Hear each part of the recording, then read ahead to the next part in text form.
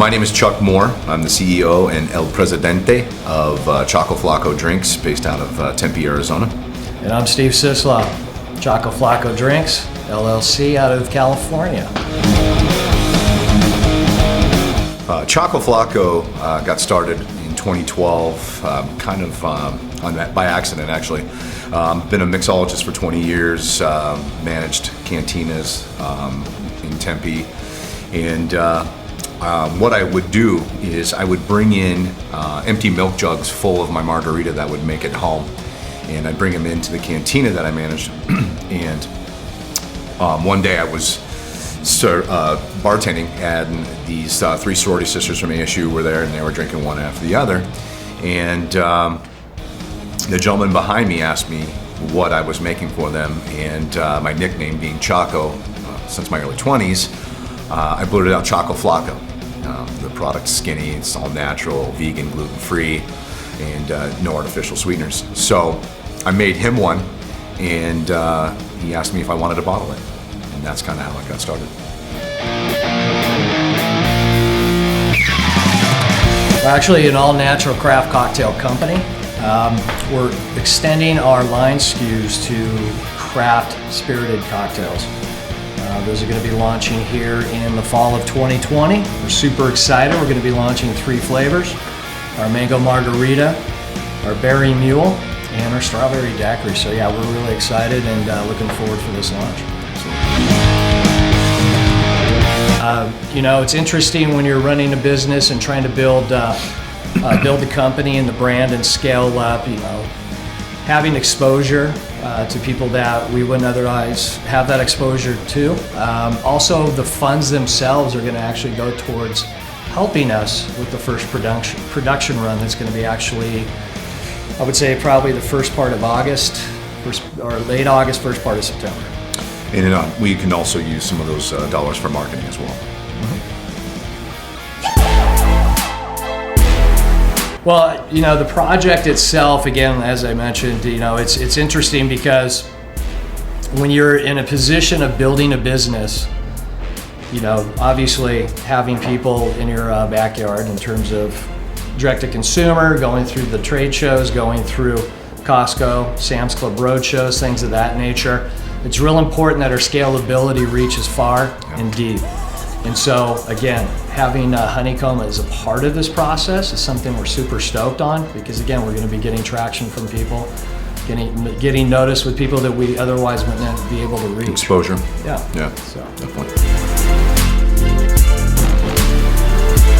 Well, I think by providing an all-natural sparkling craft cocktail, that's a lower sugar and lower calorie, I think that gives you a choice. We're bridging the gap, so to speak, with the type of cocktail we're providing. We're not your hard seltzer. We're not 90 calories with very low flavor.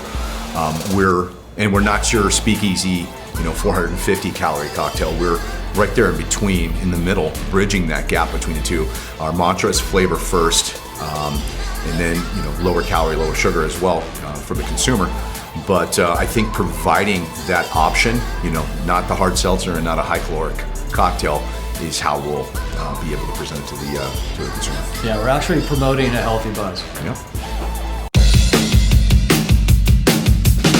Well, I'm very fond of Tempe. I've been living in Tempe almost my entire adult life. I've been working in bars and bartending and managing, and doing mixology within Tempe my entire adult life. So it's kind of my home, and I'm very proud to say that Chaco Flaco Drinks was originated out of Tempe. And so, it's a quirky little town, something that's like our little Austin, but I'm proud to have it based out of Tempe. Yeah, and also to add to that, Chuck, it's interesting because, doing our research in growing this company, believe it or not, Arizona is one of the main places where trends are developed when it comes to alcoholic beverages. So, absolutely. We're super stoked and blessed to be in this spot, especially because Chuck grew up here.